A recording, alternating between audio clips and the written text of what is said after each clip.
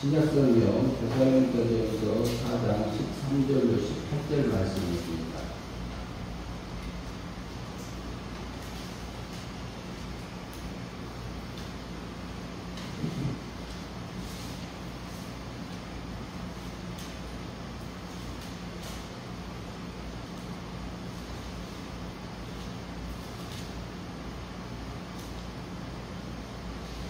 데살로니가전서 4장 13절로 18절 말씀까지 공독하겠습니다. 앞에 모니터에 띄었습니다.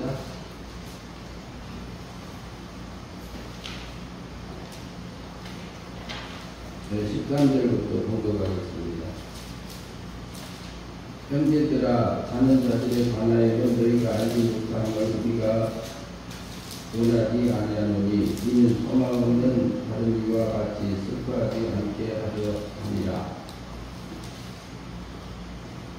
우리가 예수께서 죽으셨다가 다시 살아나심을 믿을진대 이와 같이 예수 안에서 자는 자들도 하나님이 그와 함께 데리고 오시리라. 우리가 주의 말씀으로 너희에게 이것을 말하노니 주께서 강림하실 때까지 우리 살아남아 있는 자도 자는 자보다 결코 앞서지 못하리라. 주께서 호령과 천사장의 소리와 하나님의 나팔 소리로 친히 하늘로부터 강림하시리니 그리스도 안에서 죽은 자들이 먼저 일어나고 그 후에 우리 살아남은 자들도 그들과 함께 구름 속으로 끌어올려 공중에서 주를 영접하게 하시리니 그리하여 우리가 항상 주와 함께 있으리라. 그러므로 이러한 말로 서로 위로하라. 18절 말씀까지 보았습니다. 오늘은 이 말씀 23절부터 중심해서 예수님의 재림과 부활에 대해서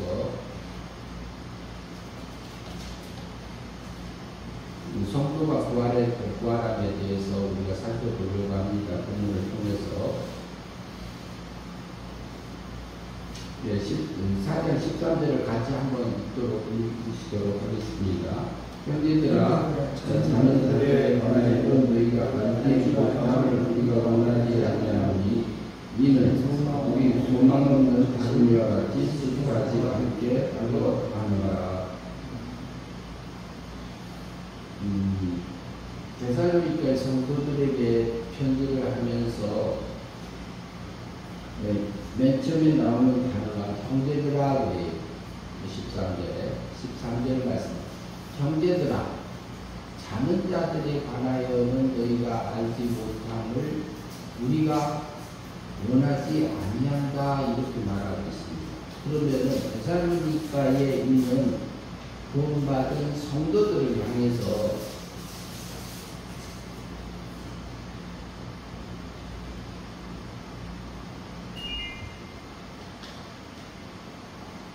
구원받은 성도들을 향해서 말씀하고 있는데, 그 형제들아 이렇게 부르는 것이요, 그냥 형제님, 자매님 하고 우리가 이제 교회에 왔을 때에 이렇게 부르게 되잖아요. 성도들을 향해서. 그러면 형제들아, 이것은 굉장한 거예요. 왜 그러냐면은 우리는 하나님의 세계에서, 신의 세계에서 예수님은 위적인 아들로 나오셨고요. 우리는 생명적인 아들, 시적인 아들로 나왔기 때문에 형제라고 부르는 것을 부끄러워 아니한다고 했습니다.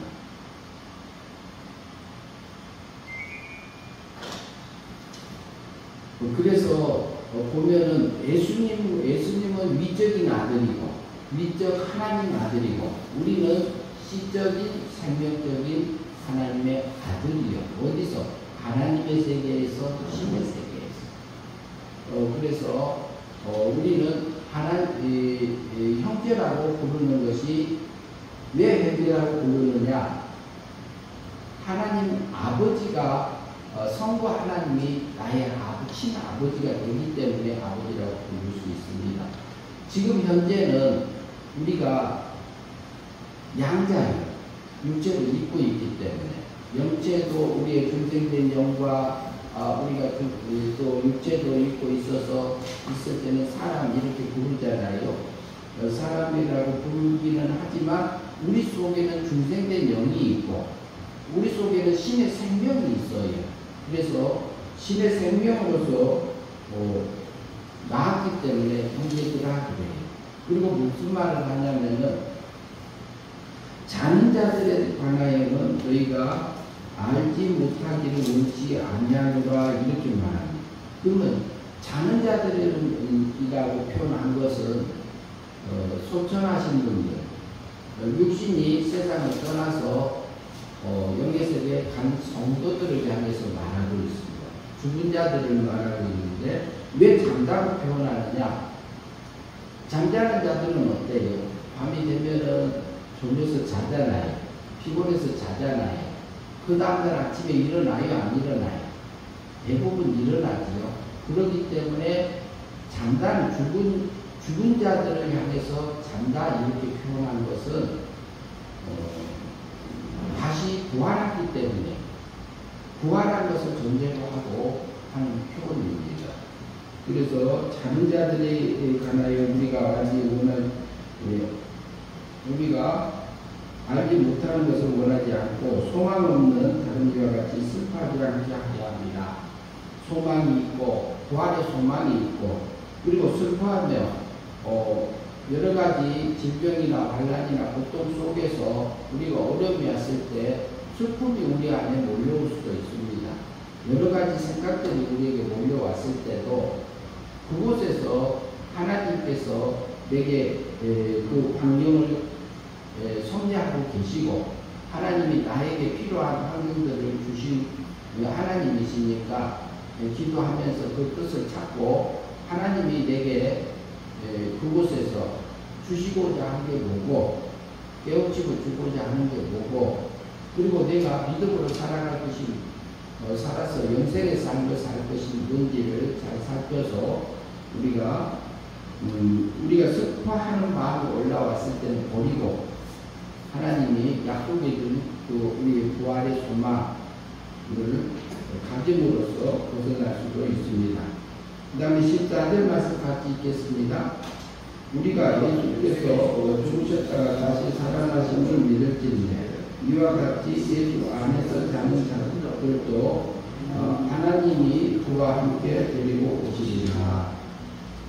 그러면은 잠자는 자들에 대해서 알지 못하기를 원한다. 그러면 먼저 하나님을 믿고 있었던 성도들이 수많은 성도들이 하나님을 믿다가 소천해서 세상을 떠났어요. 목숨이 끊어진 것이 죽음에서 벗어남을 우리가 볼 수 있는데요. 그러면은 그분들은 지금 현재 영의 세계에 있습니다. 영의 세계는 영의 세계의 존재들은 천사하고 천사가 타락한 마귀하고 사람의 영이 있습니다. 사람의 영 속에도 택한 자의 영이 있고 불택자의 영이 있어요. 불택자에게는 신의 생명이 없고 택자의 영에게는 신의 생명이 있고 생명이 있어서 그 안에서 중생된 영을 통해서 그 생명을 길러주시고 있는 상황이지요. 그래서 예수님이 부활하신 것처럼 우리도 부활하고 그 자는 자들과 함께 오신다고 약속하시면 우리가 봅니다. 예수님이 십자가에서 돌아가셨다가 부활하신 후에 40일 동안 있다가 승천하셨잖아요. 그리고 구름 사이로 하늘로 끌어올려 갔어요. 구름 사이로 올라가게 됐는데 천사가 나타나서 말했던 것을 우리가 기억합니다. 너희가 본대로 다시 오시리라 이렇게 말씀한 것을 우리가 볼 수 있어요.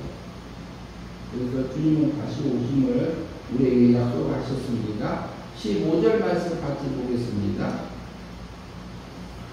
같이 봅니다. 우리가 주의 말씀으로 너희에게 이것을 말하노니 주께서 다짐하실 때에 우리 살아남아 있는 자도 자는 자도 자보다 결코 앞서지 못하리라. 15절.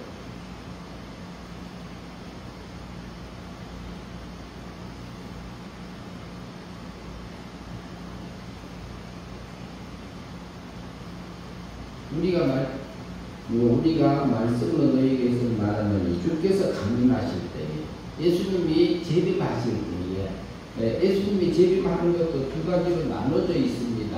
예수님이 공중 재림할 때 있고 지상 재림할 때가 있습니다. 예, 우리가 살아남아 있는 자도 자는 자보다 결코 앞서지 못하리라 이렇게 말씀하고 있는데요. 그러면은 예수님이 공중재림을 먼저 하세요. 공중재림을 언제 하시느냐? 말세가 되면은 여러 가지 재난들이 생기고요, 기후변화도 생기고,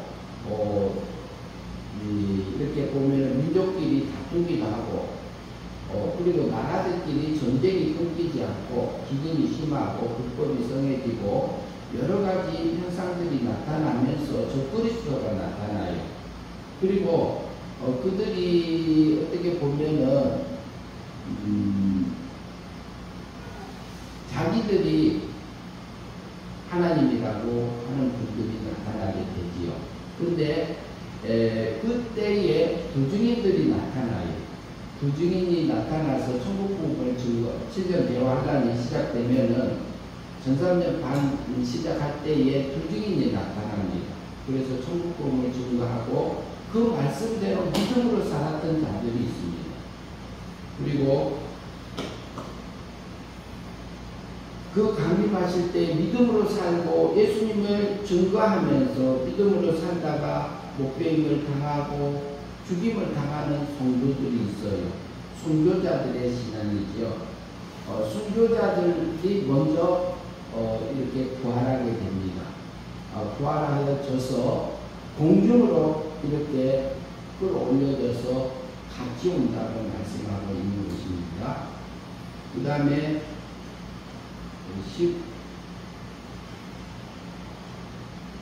16절 보겠습니다. 주께서 호령과 천사장의 소리와 하나님의 나팔 소리로 친히 하늘로부터 강림하시느니 그리스도 안에서 죽은 자들이 먼저 일어나고, 이 말씀이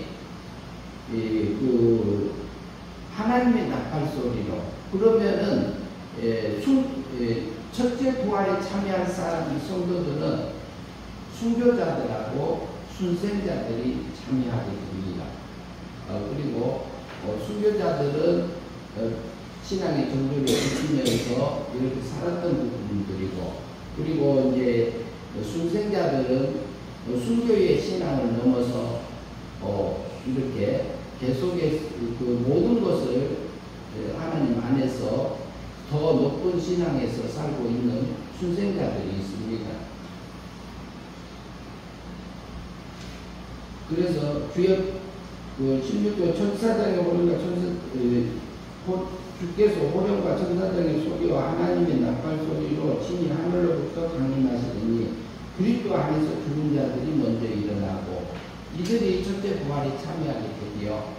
첫째 부활에 참여한 자들은, 그리고 살아남아 있는 자들 중에서 순생자들이 있는데, 순교자들은 말씀을 법적으로 이렇게 강하게 증거하는 부분이 있고 드러나서 대항하는 부분들도 있습니다.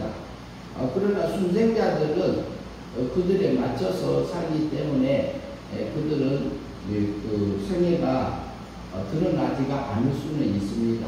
그러나 믿음으로 살고 있는 그 주님 안에서 살아있는 사람들이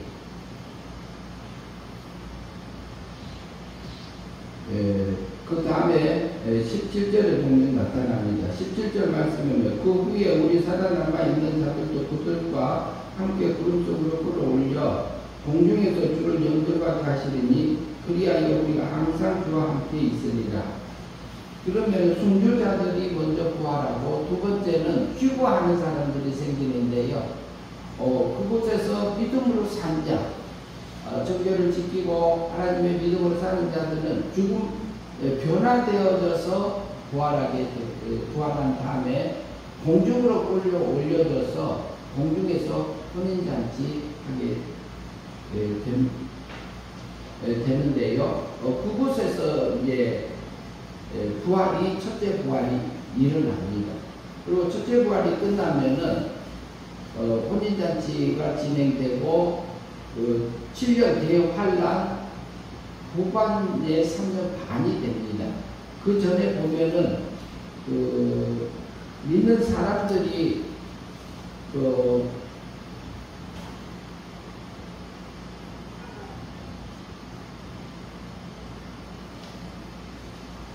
땅 위에서 이제 믿음을 저버리고 마귀에 이렇게 앞잡이에 되다시피 해서 유괴 세력에 끌려다녀서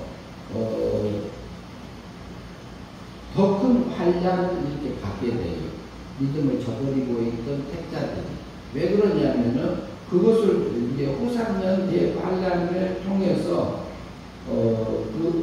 그 택한 백성들이 회개하고 하나님 앞에 돌아오게 하기 위해서 그렇게 큰 환란을 보내신 겁니다. 실제로 하늘의 영광을 입어가라고. 그러나 그때 당시에 그 큰 환란을 통해서 나타나는 두 가지의 사람이 나타나는데, 두 부류의 사람이 나타나는데 7년 대환란 후반기에 그것 때문에 자기가 슬피 울면서 회개하는 사람들이 나타나요. 그들은 회개하면서 믿음으로 살아서 영생의 삶을 살아 하늘의 영광을 입어가는 삶들을 살게 되지요. 그러나 그때도 뭐냐면은 회개하지 않고 오히려 악을 바라는 이렇게 그 성도들이 있습니다. 그 사람들은 결국에는 목숨이 죽임을 당하게 되고, 그리고 슬피 울면서 회개했던 그 사람들은 종자백성으로 남습니다. 그게 이제 후산년 대환란이 끝나면은 예수님이 지상재림이에요. 지상재림한 다음에 천년왕국이 시작됩니다. 그때는 마귀를 잠깐 가둬요. 마귀를 가둔 다음에 가두니까 에덴 동산이 회복된 것 같은 상황이 돼요, 세상에. 그러면은 그때는 예수님이 지상재림할 때 첫째 부활에 참여했던 부활한 첫째 부활의 그 주인공들이 같이 옵니다. 그래서 천년 동안 다스림을 받고 있고, 거기에 종자 백성들이 들어와서 천년 동안 그곳에서는 마귀 사탄을 가둬버렸기 때문에 질병도 없고 환난도 없고 고통도 없는 그런 삶들을 천년 동안 살게 되고, 그 후에 마귀를 잠깐 풀어놔요, 옥에서. 그러면은 복과 마곡 전쟁이 있습니다. 복과 마곡 전쟁이 일어나는데, 그것을 또 달리 표현하면 아마겟돈 전쟁이라고 하기도 합니다.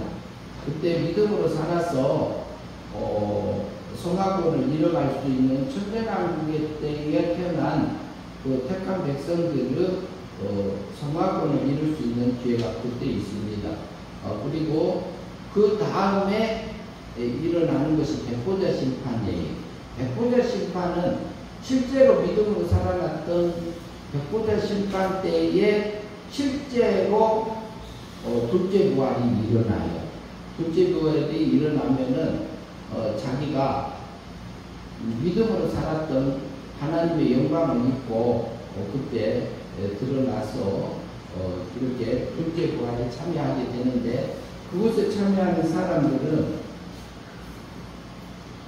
둘째 부활에 참여하는 사람들은 거기에는 생명부활하는 사람이 있고요, 상급부활하는 사람이 있고, 불택자들은 사망부활합니다. 그래서 그 다음에는 그리스도 안에서 그리스도 나라가 완성되고 그것을 하나님 아버지한테 가지게 되고 그러면 영원한 하나님 아버지 나라 신의 세계에 들어가서 하나님을 찬양하며 감사하며 영광 돌리며 사는 그 삶들이 부활한 성도 우리가 마지막으로 가서 살 장소가 그곳입니다. 그래서 17절에 보면 그 위에 우리 살아남아 있는 자들도 그들과 함께 구속으로 구름 속으로 끌어올려 공중에서 그를 영접하게 하시리니 그리하여 우리가 항상 그와 함께 있으라. 그러므로 이러한 말로 서로 위로하라.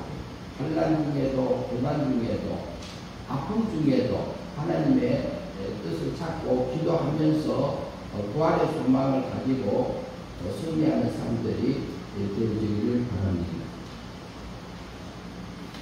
찬송가 드리겠습니다. 꺼주세요. 180장입니다.